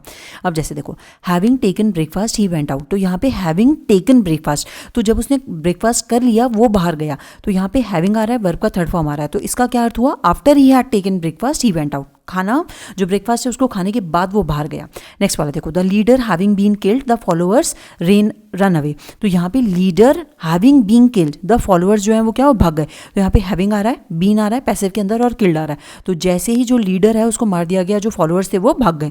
The leader being killed the followers run away, तो यहाँ पे भी सेम मीनिंग है, बीइंग आप या तो हैविंग बीन लगा सकते हो या फिर बीइंग किल्ड लगा सकते हो, बात तो वही रहेगी। तो यहाँ पे फॉलोअर्स भाग गए, तो ये बात समझ में आ गई ना, हैविंग के साथ वर्ब का थर्ड फॉर्म लगा हो, पैसिव वॉइस के अंदर हैविंग बीन और वर्ब का थर्ड फॉर्म हो, और या फिर बीइंग प्लस थर्ड फॉर्म हो वर्ब का, तो वहाँ पे क्या होता है, एक्शन जो होता है वो कंप्लीट हो जाता है, तो कंप्लीट हो जाता है तब हम ये चीज यूज करते हैं। समझ में आ गया होगा। नेक्स्ट पॉइंट देखो, आज का लास्ट, फिर प्रैक्टिस क्वेश्चन करेंगे। देखो यहाँ पे कुछ ऐसे शब्द हैं जो सब्जेक्ट ऑफ रेफरेंस से स्वतंत्र होते हैं। ये शब्द है considering, judging, referring, concerning, regarding, viewing, broadly speaking. तो देखो ये वाले जो कुछ शब्द होते हैं जिनमें सब्जेक्ट ऑफ रेफरेंस तो होता नहीं है, उनसे स्वतंत्र होते हैं। तो मतलब यहाँ पे जैसे मैंने बताया था it being a nice day, तो वहाँ पे इट लगा रहे थे अपन, while he was running, while he was walking, तो वाइल अपन लगा रहे थे। तो कुछ ऐसे वर्ड्स होते हैं जिनको सब्जेक्ट ऑफ रेफरेंस की जरूरत नहीं होती। तो जैसे यहाँ पे क्या हो गया, considering the case I took that decision, तो इट कंसिडरिंग या फिर वी कंसिडरिंग नहीं लगाया हमने, यहाँ पे सिंपली आप लिख सकते हो considering the case, considering the case that decision was taken. Case को कंसिडर करने, हमने केस को पहले कंसिडर करा फिर हमने ये डिसीजन लिया है, उस केस को देखकर हमने ये डिसीजन लिया है। तो यहाँ पे कंसिडरिंग वगैरह के साथ में ये जो वर्ड्स होते हैं, कंसिडरिंग हो गया, जजिंग हो गया, रेफरिंग हो गया, कंसर्निंग हो गया, रिगार्डिंग हो गया, व्यूइंग हो गया, ब्रॉडली स्पीकिंग हो गया, इनके साथ कभी भी सब्जेक्ट ऑफ रेफरेंस नहीं आता। ये बात मेरी समझ में आ गई ना। नेक्स्ट देखो, अब थोड़े से प्रॉब्लम्स बचे हुए, प्रॉब्लम्स करेंगे फिर इस टॉपिक को खत्म करेंगे। फर्स्ट वाला क्वेश्चन देखो, you must not held in high esteems that those who are danger to our society. तो यहाँ पे देखो मैंने आपको बताया था कि जो मॉडल ऑक्सिलरीज होते हैं या फिर मॉडल वर्ब्स होते हैं उनके बाद कभी भी हमारे पास क्या होता है, हमारे पास जो वर्ब होता है उसका फर्स्ट फॉर्म लगता है, लेकिन यहाँ पे हेल्ड लगा है तो हेल्ड की जगह क्या हो जाएगा, होल्ड। होल्ड का सेकंड फॉर्म क्या होता है, हेल्ड होता है, तो इसलिए यहाँ पे क्या लगेगा, हेल्ड की जगह होल्ड लगेगा, क्योंकि यहाँ पे जो मॉडल ऑक्सिलरी है वो कौन सा है, मस्ट। तो मस्ट के बाद क्या लगना चाहिए, होल्ड लगना चाहिए, वर्ब का फर्स्ट फॉर्म लगना चाहिए। तो can, could, might, may, should, इन सब के बाद क्या लगता है, वर्ब का फर्स्ट फॉर्म लगता है। तो ठीक है, ये चीज़ हो जाएगी। He is very drunk so he cannot tell you even his name. तो यहाँ पे ये वाला सेंटेंस जो है ना एकदम सही है। देखो ही इज़ वेरी ड्रंक, वो बहुत पी रखा है, उसने पी रखा है, तो वर्ब सही है। यहाँ पे प्रेजेंट के अंदर बोल रखा है, पीने का काम उसने पहला करा था। सो ही कैनॉट टेल, तो सो ही कैनॉट टेल, तो कैन के बाद क्या लग रहा है, वर्ब का फर्स्ट फॉर्म लग रहा है। तो यहाँ पे टेल है, टोल्ड नहीं है, तो टेल होने के कारण ये चीज़ सही है, इसमें कोई भी एरर नहीं है। नेक्स्ट देखो, the problems that our country has and will face are the outcomes of the selfishness of our so called survivors. तो यहाँ पे देखो, यहाँ पे क्या चीज़ हो रही है, दो चीज़ें हो रही है, the problem that our country has और विल फेस। मैंने आपको ये चीज़ बताई थी कि जब भी दो सेंटेंसेस होते हैं अगर वो कंजक्शन से जुड़े हुए होते हैं तो वहाँ पे जो होता है, जो ऑक्सिलरी वर्ब होता है वो अपने साथ अलग अलग वर्ब लेता है। तो हैज़ है, हैज़ के साथ क्या आएगा, फेस्ड आएगा। तो the problem that our country has faced, FACED, यहाँ पे थर्ड फॉर्म आएगा क्योंकि हैज़ लग रहा है, तो हैज़ के साथ हमेशा वर्ब का थर्ड फॉर्म आता है, तो फेस्ड। एंड विल फेस, तो विल के साथ मॉडल है, मॉडल के साथ हमेशा क्या आता है, वर्ब का फर्स्ट फॉर्म आता है। तो यहाँ पे the problem that our country has faced and will face are the outcomes of the selfishness of our so called saviours. बात समझ में आ गई। नेक्स्ट देखो, never before the student of India have so much been frustrated as today when the problems of unemployment are dominated. तो यहाँ पे मैंने आपको एक चीज़ बताई थी, शायद नहीं बताई थी, नोट कर लो कि नेवर बिफोर जो होता है, नेवर बिफोर जो होता है ना, उसके साथ वो जब भी सेंटेंस में लग रहा होता है तो जो ऑक्सिलरी वर्ब होता है ना वो हमेशा इससे बाद में आता है, यानी जो सब्जेक्ट होता है उससे पहले आता है। तो ये बनेगा never before have the student. ठीक है, ये चीज़ याद करना। तो यहाँ पे आ जाएगा never before have the students of India so much, have पहले आ जाएगा। ठीक है, तो ये ऐसे बचेगा so much been frustrated as today. या फिर एक सेंटेंस ऐसे भी समझ लो, never before have I seen such a beautiful girl. तो never before have I seen, तो यहाँ पे हैव जो होता है वो नेवर बिफोर के बाद में आ जाता है। नेक्स्ट वाला देखो, being a snowy night you must thought of postponing all your programmes till tomorrow morning. तो यहाँ पे बीइंग अ स्टोमी नाइट, तो यहाँ पे जो सेंटेंस है तो यहाँ पे थॉट है, मस्ट जो आ रहा है वो मॉडल ऑक्सिलरी है। मॉडल ऑक्सिलरी के बाद वर्ब का कौन सा आता है, वर्ब का फर्स्ट फॉर्म आता है। तो यहाँ पे थॉट की जगह क्या हो जाएगा, थिंक हो जाएगा। You must think of postponing. ठीक है, do you doubted about the success of this boy who is used to working hard in all the circumstances. तो यहाँ पे डाउटेड की बात हो रही है कि तुम्हें डाउट होना चाहिए उस बॉय के सक्सेस पे, क्योंकि उसको इशू होता है हर किसी काम करने के अंदर, हर किसी देखो यहाँ पे बोला गया कि do you doubted about the success of this boy. तो यहाँ पे जिसको इशू है वर्किंग हार्ड करने में सारे सर्कमस्टेंसेस के अंदर, तो यहाँ पे डू के साथ मैंने आपको बताया था वर्ब का फर्स्ट फॉर्म आता है। डू डिड के साथ हमेशा वर्ब का फर्स्ट फॉर्म आएगा, डू डिड और डस। तो यहाँ पे डाउटेड की जगह क्या आ जाएगा, सिर्फ डाउट आएगा। तो DOUBTED नहीं लगेगा। ठीक है, तो यहाँ पे एरर इस पार्ट में हो जाएगा। We would also like to help you if you intended के बाद सही है, to execute such lofty plans for the welfare of the society. Welfare of the society ये भी सही है, यहाँ पे सही है, इसमें कोई भी एरर नहीं है, नो एरर। फिर उसके बाद यहाँ पे नेक्स्ट वाला देखोगे आप, तो नेक्स्ट वाले क्वेश्चन के अंदर देखो, the unreasonable behaviour of his daughter was thoroughly upset mister Gupta. तो यहाँ पे वॉज जो है ना, वॉज नहीं आएगा, वॉज पास्ट क्यों लेके जाओगे, तो unreasonable behaviour of his daughter को अपसेट कौन कर रहा है, मिस्टर गुप्ता को। तो यहाँ पे वॉज की कोई भी ज़रूरत नहीं है, हेल्पिंग वर्ब यहाँ पे नहीं आएगा, इसकी ज़रूरत नहीं है। तो यहाँ पे ये चीज़ जब अपन एक बार लास्ट वाला टॉपिक करेंगे ना तो उसके अंदर देखेंगे कि कौन से सब्जेक्ट मतलब क्या क्या रूल्स होते हैं, जब हमें ये पता चलता है कि इसकी यहाँ पे ज़रूरत नहीं है। ठीक है, तो वो करेंगे, तो यहाँ पे ये चीज़ हो जाएगी, तो एरर इस वाले पार्ट में हो जाएगा। नेक्स्ट वाला देखो, Rajan abide by all the rules which were explain to him before the programme. तो ये वाली बिग बात, ये वाला सेंटेंस एकदम सही है। देखो इसमें क्यों, क्योंकि विच वर, बहुत सारे रूल्स की बात हो रही है तो वर आ रहा है, वॉज नहीं आ रहा है। एक्सप्लेन्ड हो जाएगा क्योंकि पास्ट के अंदर बात हो रही है, तो कोई भी एरर नहीं है। नेक्स्ट वाला 10 देखो, we were still talking about what we should do when we hear the children shouting. तो हम उस बारे में बात कर रहे हैं जब हमें क्या करना चाहिए, जब हियर द चिल्ड्रन। तो यहाँ पे ये भी सही है, इसके अंदर भी कोई भी एरर नहीं है, दोनों सेंटेंस में कोई भी एरर नहीं है, तो नो एरर आ जाएगा। नेक्स्ट देखो, being very often ill and frequently absent, he had no opportunity to finish his work or to do of it in fact। तो यहाँ पे देखो और to do much of it in fact, तो he had no opportunity to finish his work। being very often, तो यहाँ पे अगर आप देखोगे तो to do होगा, यहाँ पे इन्फिनेटिव का प्रयोग होगा, काम करने का ना, कुछ काम करने के लिए, तो to लगेगा यहाँ पे, to do much of it in fact। being a rainy day, Vijay decided to stay at home and work further on the problem। तो यहाँ पे being a rainy day की जगह क्या हो जाएगा, it being a rainy day। it being a rainy day, Vijay decided to stay at home and work further on the problem। Next वाला देखो, अभी वही वाली बात हो जाएगी सब्जेक्ट ऑफ रेफरेंस की। बीइंग अ रेनी डे, तो बीइंग विजय के लिए यूज़ नहीं हो रहा, विजय ने डिसाइड करा है होम पे रहना, तो यहाँ पे सब्जेक्ट जो है वो विजय है। लेकिन सब्जेक्ट ऑफ रेफरेंस के लिए जब भी वेदर या फिर कंडीशन की बात होती है तो हम हमेशा इट लगाते हैं, ये चीज़ थोड़ी सी ध्यान रखना। तो it being a rainy day, जैसे इसको इस वाले सेंटेंस जो होते हैं ना, इनको करने का एक तरीका ऐसा होता है कि आप वी जो WE होता है ना उसको जोड़ दो, बी आप ऐसे लिखो इसको, वी बीइंग रेनी डे। तो यहाँ पे रेनी, अब ये तो कुछ सेंटेंस नहीं बना, कोई फॉर्मेशन नहीं हुआ, तो यहाँ पे क्या हो जाएगा, क्योंकि वो विजय के बारे में बात ऐसे रेफरेंस नहीं मिल रहा ना, we being a rainy day, Vijay decided to, तो रेनी हम तो नहीं होंगे रेनी डे, तो यहाँ पे क्या लगेगा, it being a rainy day. तो ऐसे चेक करने का तरीका होता है, अगर करना हो तो कर लेना। School offers many opportunities to meeting helpful people, reading useful books and obtain information about a variety of the public careers. तो देखो, school offers many opportunities of meeting, reading और ऑब्टेनिंग आएगा, क्योंकि ये जो सीक्वेंस चल रहा है वो किस में चल रहा है, मीटिंग में ING में, रीडिंग ING, ऑब्टेनिंग ING, तो यहाँ पे भी क्या लगेगा, ING। तो ये बनेगा books and obtaining information about a variety of the public careers. Next वाला देखो, They did not come out victorious, yet they were not disappointed, rather satisfied because they had played well. तो यहाँ पे victorious वो जीते नहीं, लेकिन वो लोग disappoint नहीं हुए क्योंकि उन्होंने अच्छा खेला था. तो यहाँ पे did के बाद यहाँ पे क्या आ रहा है, कम आ रहा है, तो verb का first form आ रहा है no error. He complained to the police that his briefcase had been stolen and that he was lifted without any money. तो यहाँ पे देखो lifted नहीं होगा, मैं दो चीज़ समझा रही हूँ, इस चीज़ को समझना. एक होता है leave और एक होता है हमारे पास लिफ्ट. ये जो लिफ्ट होता है इसका मतलब होता है उठाना, और ये जो लीव होता है इसका मतलब होता है किसी चीज़ को छोड़ना. तो जब आप किसी चीज़ को छोड़ते हो तो इसका जो सेकंड और थर्ड फॉर्म होता है वो क्या चीज़ बनती है, उसका बनता है लेफ्ट और लेफ्ट. तो यहाँ पे लेफ्ट, और इसका जब होता है तो वो होता है लिफ्टेड और लिफ्टेड. तो यहाँ पे उसके पास जब उसका वॉलेट चोरी हुआ तो उसके पास कुछ बचा था क्या, नहीं बचा था, तो छोड़ना, उसने कुछ भी पैसा नहीं बचा, तो लेफ्ट होगा यहाँ पे.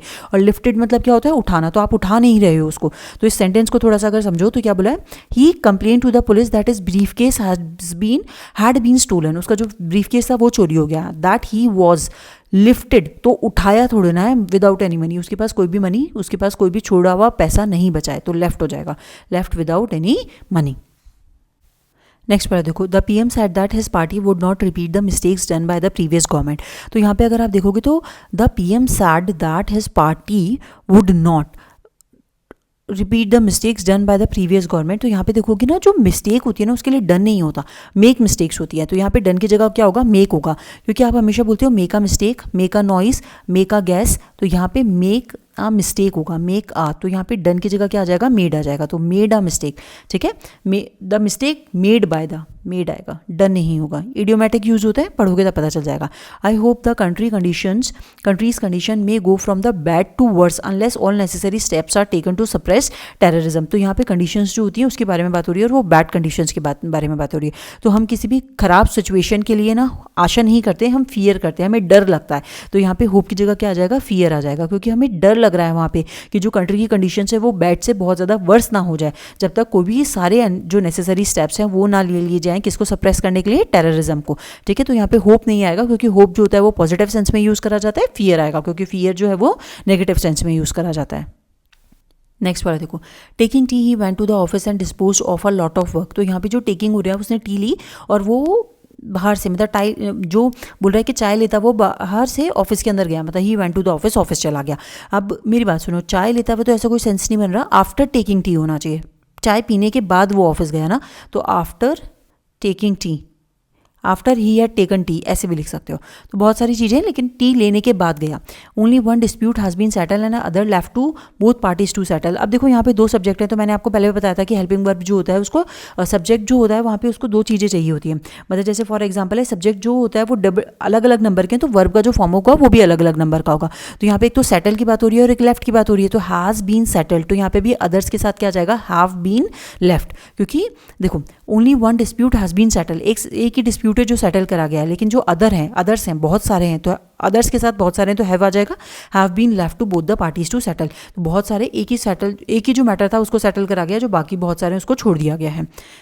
पर care the doctor could not have been saved this patient who received a bullet injury in the chest. तो यहाँ पे having taking proper care, the doctors could not have been save this patient. तो यहाँ पे देखो have been नहीं आएगा, इसका मतलब बीन नहीं आएगा, इसका मतलब होता है कि डॉक्टर को बचाया नहीं जा सका, लेकिन डॉक्टर ने किसको नहीं बचाया, पेशेंट को. तो यहाँ पे बनेगा doctor could not have saved this patient, तो यहाँ पे बीन नहीं आएगा. Going towards them with some cup of tea in the tray, somebody knocked at the door. तो यहाँ पे देखो गोइंग टूवर्ड्स, तो यहाँ पे सब्जेक्ट ऑफ रेफरेंस जो है वो गोइंग का हमें नहीं मिल रहा, कि हम उसकी तरफ जा रहे थे. तो मैंने आपको क्या बताया, क्या लगाना है आपको, वी लगाना है. तो आप जैसे यहाँ पे वी लगाओगे तो we going towards them with some cup of tea in the tray, हम चाय लेकर उन लोगों के ट्रे के अंदर बहुत जो कुछ कप थे उसको लेकर जा रहे थे उनकी तरफ, लेकिन किसी ने नॉक करा डोर पर. तो यहाँ पे वी जो आ रहा है वो परफेक्ट बैठ रहा है, इसलिए हम यहाँ पे क्या लगा देंगे, वी लगा देंगे. Shall you like to accompany us in the picnic which we are going to arrange today. तो देखो यहाँ पे अगर आप देखोगे तो शैल जो हो रहा है ना, शैल नॉर्मली क्या होता है, फर्स्ट पर्सन के साथ यूज़ होता है. यू जो है वो सेकंड और थर्ड पर्सन जो होता है उसके साथ नहीं होता. तो यहाँ पे विल आएगा. एरर के अंदर देख लेना अगर कभी पेपर में मिल जाए. वैसे आजकल नॉर्मल लैंग्वेज में तो ये नहीं चलता इतना, लेकिन फिर भी ध्यान रख लेना कि शैल जो होगा वो सेकंड और थर्ड पर्सन के साथ इंटरोगेटिव सेंटेंस में नहीं होता, फर्स्ट पर्सन के साथ ही होता है. तो यहाँ पे हो जाएगा will. During the course of investigation the police learn that not only the house was looted but also the things taken away, तो यहाँ पे हो जाएगा थिंग्स वर टेकन अवे, क्योंकि देखो यहाँ पे हाउस है एक है तो वॉज लगा है, तो यहाँ पे द थिंग्स बहुत सारी है तो इसके साथ हेल्पिंग वर्ब क्या लगेगा, वर टेकन अवे।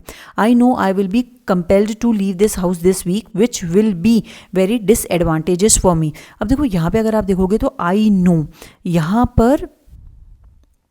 पे भी वही चीज़ हो जाएगी। मैंने अभी आपको थोड़ी सी देर पहले बताया था कि विल जो होता है वो किसके साथ आता है, सेकंड और थर्ड, और आई के साथ, आई फर्स्ट पर्सन है तो उसके साथ क्या आ जाएगा, आई शैल आ जाएगा। I know I shall be compel to leave this house this week which will be very disadvantages for me, तो यहाँ पे विल की जगह क्या आ जाएगा, शैल आएगा। सिंपल सा है, ज़्यादा कुछ है नहीं। Once we were dwelt by the seaside but now we have settled our self in Mumbai, तो यहाँ पे देखोगे अगर आप वर जो होगा उसका फॉर्म यूज़ नहीं होगा क्योंकि एक्टिव वॉइस के अंदर है, तो एक्टिव वॉइस के अंदर नहीं होता। I am really very sorry to learn that the reasonable man like you has lain to me, तो लेन जो होगा ना वो यहाँ पे यूज़ नहीं होगा, क्योंकि जो लेन होता है ना, लेन का मतलब होता है लेटना, लेकिन यहाँ पे वो झूठ बोल रहा है, झूठ के बारे में सेंस हो रही है कि reasonable man like lied to me, तुमने मुझसे झूठ बोला, ऐसे रीजनेबल इंसान था जिसने मुझसे झूठ बोला, तो यहाँ पे लेन की जगह क्या हो जाएगा, लाइड हो जाएगा, LIED हो जाएगा। अब देखो ये चीज़ मैंने यहाँ पे लिख दी है, वेरी इंपॉर्टेंट है, इसको नोट कर लो। देखो लाई होता है झूठ बोलना, इसका लेड और लाइड होता है। फिर ले मतलब होता है लेटना, लेन होता है। ले जो LAY होता है उसका लेट आना, और इसका लेड और लेड होता है। तो ये जो तीनों चीज़ें हैं आपको पता होनी चाहिए। नेक्स्ट वाला देखो, the boy was travelling with anger when she drowned all his books and articles, तो ड्राउंड मतलब डुबा दिए उसके बुक्स और आर्टिकल्स, तो यहाँ पे ट्रैवलिंग विद एंगर, तो यहाँ पे ये चीज़ एकदम सही है, पार्टिसिपल के रूप में यूज़ हो रहा है, वॉज के बाद ट्रैवलिंग आ रहा है तो ये बात सही है। शी ड्राउंड, तो यहाँ पे पास्ट का मतलब वर्ब का सेकंड फॉर्म आ रहा है तो ये भी सही है, कोई भी एरर नहीं है तो नो एरर हो जाएगा। He does nothing but to find faults in other and laugh at them, तो वो कुछ भी नहीं करता लेकिन वो फॉल्ट्स फाइंड करता है। तो एक और चीज़ यहाँ पे ये चीज़ होती है कि जब है ना यहाँ पे डू का जो फॉर्म होता है ना, जैसे डज, डू, डिड और डस, तो जो डू का फॉर्म होता है ना उसके साथ अगर बट का प्रयोग हो रहा होता है, तो बट के प्रयोग अगर एक्सेप्शन के रूप में हो रहा है, जैसे अपन बोलते हैं ना वो कुछ भी नहीं करता लेकिन, तो एक्सेप्शन या फिर एक्सेप्ट के रूप में हो रहा होता है, तो वर्ब जो होता है वो बिना किसी टू के आता है। तो जैसे देखो, ही डज नथिंग बट, वो कुछ भी नहीं करता लेकिन वो दूसरों में क्या करता रहता है, फॉल्ट्स फाइंड करता रहता है और हंसता रहता है, तो यहाँ पे इसके लिए टू का यूज़ नहीं करा जाएगा। नेक्स्ट वाला देखो, the radio broadcasted last night that the temperature in Kashmir would go below -10 degree centigrade, तो यहाँ पे जो ब्रॉडकास्टेड होता है ना वो ब्रॉडकास्टेड नहीं होगा, सिर्फ ब्रॉडकास्ट होगा, क्योंकि कुछ वर्ड्स ऐसे होते हैं जिनका तीनों जो फॉर्म होते हैं वो सेम होते हैं, जैसे कास्ट हो गया, कास्टेड नहीं होता, रिकास्ट नहीं होता, रिकास्टेड मतलब रिकास्ट होता है, रिकास्टेड नहीं होता, टेलीकास्टेड नहीं होता, टेलीकास्ट होता है। जैसे ये ऐसे फॉर्म नहीं बनता, कास्ट, कास्टेड और कास्टेड, ये नहीं होता, सिर्फ कास्ट और कास्ट होता है, ठीक है, ED नहीं लगता। वैसे ही रिकास्ट होता है, टेलीकास्ट होता है और फॉरकास्ट होता है। फिर उसके बाद यहाँ पे देखो कुछ वर्ब होते हैं फर्स्ट फॉर्म और सेकंड फॉर्म, तो फॉल मतलब होता है गिरना, फेल मतलब होता है काट कर गिरना, और फील मतलब होता है महसूस करना, तो इसका सेकंड फॉर्म होता है फेल और फैलन, फेल्ड और फेल्ट, ठीक है। नेक्स्ट यहाँ पे देखो, the workers fell no fewer than 200 trees within 6 hours and thereby showed their efficiency, तो यहाँ पे पेड़ों के गिराने की बात हो रही है। अब गिराने की बात हो रही है तो यहाँ पे क्या हो जाएगा, फॉल हो जाएगा या फिर फेल हो जाएगा क्योंकि काट कर गिराने की बात हो रही है। तो जब फेल हो जाएगा यहाँ पे, तो यहाँ पे इसका सेकंड फॉर्म क्या हो जाएगा, यहाँ पे द वर्कर्स ED लगेगा, तो यहाँ पे हो जाएगा FELLED, ठीक है, क्योंकि फेल जो है उसका मतलब होता है काट कर गिराना। सिंपल सी चीज़ें समझ में आ गई। ये सारी जो बॉक्स में ना नोट बना के कहीं पे भी नोट कर लो। यहाँ पे देखो, most of the rivers in the Bihar have overflown their banks and plunged a large number of the villages, तो यहाँ पे अगर आप देखोगे तो फ्लाई का होता है उड़ना, फ्ली और फ्लोन, फ्ली होता है भाग जाना, फ्लो होता है बहना, तो यहाँ पे जो रिवर्स हैं वो बह रही हैं तो उसका सेकंड फॉर्म क्या हो जाएगा, फ्लोड हो जाएगा, तो ओवरफ्लोन ED लग जाएगा। We advise him to marry his daughter because she had come to marriageable age, तो देखो यहाँ पे we advise him to marry his daughter, तो हम उसे एडवाइस कर रहे हैं अपने शादी कराने के लिए, खुद से शादी कराने की उसकी डॉटर की। लेकिन इसका अगर हिंदी में कन्वर्ट करोगे तो क्या बनेगा, हमने उसे अपनी बेटी से शादी करने की सलाह दी, लेकिन हम क्या कहना चाहते हैं कि हमने उसे अपनी बेटी की शादी करने की सलाह दी, तो यहाँ पे we advise him to get marry his daughter, ठीक है, ये बात ध्यान रखना। तो यहाँ पे क्या आ जाएगा, गेट आ जाएगा। The criminal will certainly be hang because the charges brought upon him are very serious, तो यहाँ पे हैंग्ड होगा, हैंग मतलब होता है फांसी पे लटकवाना। देखो ये वाले अपन पहले भी पढ़ चुके हैं, ये एक होता है हैंग, होता है लटकना। अब लटकना इसका जो होता है वो होता है हंग और HUNG, लेकिन जब हम अपन हैंग की बात करते हैं ना तो इसका मतलब होता है फांसी देना। तो क्रिमिनल को हम फांसी देंगे, लटकाना तो नहीं है उसको ना, फांसी देना, लटकाना ही है वैसे तो फांसी के फंदे पर, लेकिन फांसी देना बोला जाता है, तो इसका क्या बनता है, हैंग्ड और हैंग। तो यहाँ पे क्या हो जाएगा, HUHANGED, पास्ट के अंदर जाएगा। He seated in the examination thrice but he always failed because he never took it seriously, वो 3 बार एग्जामिनेशन में बैठा है लेकिन उसने क्या करा है यहाँ पर, वो फेल ही हुआ है क्योंकि उसने उसको सीरियसली नहीं दिया, तो यहाँ पे सेट होगा, ठीक है, यहाँ पे सेट होगा या फिर अपीयर्ड होगा या फिर टुक द एग्जामिनेशन होगा। क्यों होगा इसके लिए देख लो, ये बहुत इंपॉर्टेंट चीज़ है। स्टूडेंट या फिर एग्जामिनी जो होता है वो अपीयर होता है एट या फिर in an examination. Student examinee take an examination, और टीचर जो इन्विजिलेटर्स होते हैं वो गिव एन एग्जामिनेशन। तो टीचर के साथ गिव आएगा, स्टूडेंट और इनके साथ अपीयर आएगा और टेक आएगा। जब टेक आ रहा है तो एन आ रहा है, और जब अपीयर आ रहा है तो एट और इन आ रहा है। तो ये सारी चीज़ें इंपॉर्टेंट है। देखो मैंने अपन जैसे एग्जाम में कभी पढ़ते थे, पहले छोटे स्कूल में थे तो अपन क्या लिखते थे, वेरी इंपॉर्टेंट, स्टार मार्क कर लेते थे। तो मैंने स्टार मार्क कर दिया, इंपॉर्टेंट है, याद रखना। तो यहाँ पे क्या हो जाएगा, ही अपीयर कर दो, ही अपीयर्ड हो जाएगा, या फिर टुक द एग्जामिनेशन। ठीक, इसकी जगह ही सीटेड की जगह अपीयर्ड कर सकते हो, ही अपीयर्ड इन द एग्जामिनेशन, तो अपीयर्ड कर सकते हो इन द एग्जामिनेशन। तो ये चीज़ हो जाएगी। Owing to his ill health he will not be able to give this examination। अभी पढ़ा था अपन ने कि give नहीं होगा, थोड़ी देर पहले बताया था इससे पहले वाले क्वेश्चन के अंदर। तो यहाँ पे क्या हो जाएगा, take this examination हो जाएगा, which mean he will have to lose 1 year। Next पर देखो, our leader should not let the criminal activities to grow in our country। तो यहाँ पे criminal activities to नहीं होगा, क्योंकि हमें हमेशा पता है कि सब्जेक्ट जो लेट होता है उसके साथ सब्जेक्ट आता है, सब्जेक्ट के साथ वर्ब का फर्स्ट फॉर्म आता है, तो ये जो टू होता है वो नहीं आता। ठीक है, तो यहाँ पे क्या बनेगा, let them go। जैसे मैंने एग्जाम्पल में पहले भी बता रखा है, तो let them go हो जाएगा, let them to go नहीं होगा, तो यहाँ पे टू का फॉर्म यूज नहीं होगा। ठीक है, तो ये चीज़ ध्यान रखना। नेक्स्ट वाला क्वेश्चन देखो, the eminent journalist expressed his helplessness in making the seminar to be held in the university premises. तो यहाँ पे अगर आप देखोगे तो यहाँ पे क्यों सेमिनार को मेक बनाने का कोई सेंस नहीं बनता, वो सेमिनार को बना थोड़ा, रोटी थोड़े ना बनानी है यहाँ पे। तो यहाँ पे ज्वाइनिंग हो सकता है, अरेंजिंग हो सकता है, या फिर पार्टिसिपेटिंग हो सकता है, कुछ भी हो सकता है, लेकिन मेकिंग नहीं होगा। तो ये जो वर्ड है वो गलत है, यहाँ पे आप इसको ज्वाइनिंग कर लो, इसको अपीयरिंग इन द सेमिनार कर सकते हो। ठीक है, तो यहाँ पे ये चीज़ हो जाएगी। Since they were not aware of the consequences of they might have asked you to. तो माइट के बाद हमेशा हमें पता है कि यहाँ पे हैव का प्रयोग होगा, क्योंकि जो मॉडल ऑक्सिलरी होता है वो हमेशा क्या लेता है, अपने साथ वर्ब का फर्स्ट फॉर्म लेता है। तो यहाँ पे हैज़ की जगह क्या आ जाएगा, हैव आ जाएगा। सिंपल सा है। नेक्स्ट वाला देखो, नेक्स्ट वाला क्वेश्चन देखो, having had reach the station you may buy your ticket and wait for the train for the New Delhi. तो हैविंग हैड का जो यूज है यहाँ पे ज़रूरत नहीं होती, क्योंकि हैविंग जो होता है उसके साथ वर्ब का थर्ड फॉर्म आता है, तो यहाँ पे हैड नहीं आएगा, गलत है ये। She stole something from my room and hide it in her recently got sari, so I can't tell you anything about the stolen thing unless और until I check the room. तो यहाँ पे रिसेंटली गॉटन होगा, तो यहाँ पे GOTTEN आएगा, क्योंकि यहाँ पे जो होता है, मैंने आपको पार्टिसिपल के बारे में बताया था कि पार्टिसिपल प्रेजेंट या पास्ट के साथ ही होता है, तो इसलिए यहाँ पे पार्टिसिपल की तरह यूज हो रहा है। साड़ी की वो एडजेक्टिव विशेषता बता रहा है, तो यहाँ पे गॉटन हो जाएगा, पास्ट के फॉर्म में अंदर आ जाएगा, तो यहाँ पे गॉटन हो जाएगा। ये बात मेरी समझ में आ गई ना, क्योंकि वहाँ पे साड़ी जो है वो उसके नाउन की विशेषता कौन बता रहा था, गॉटन हो जाएगा वो चीज़। वर्ब जो आएगा वो वहाँ पे विशेषता बताने लग जाएगा, पार्टिसिपल के रूप में प्रेजेंट पार्टिसिपल अपन ने देख चुका है पहले।